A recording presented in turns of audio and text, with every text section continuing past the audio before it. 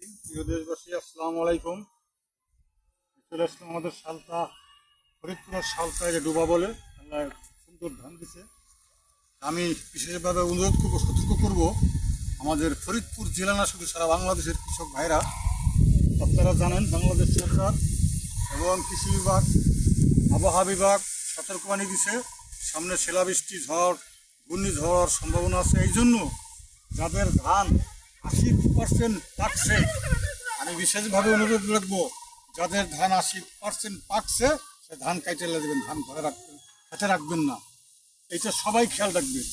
আর যেটা 5% পাকছে এটা কাটবে না, 80% পাকলেই কাইটে ফেলাবেন।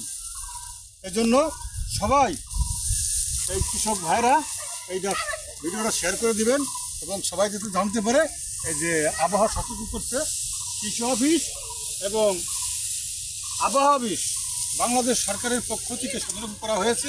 আমি আবারও বলছি, যাদের 80% ধান পাকছে তারা ধান খাইতে ফেলাবেন। এটি মাথায় রাখবেন, খেয়াল রাখবেন। ভালো থাকবেন সবাই। আসসালামু আলাইকুম।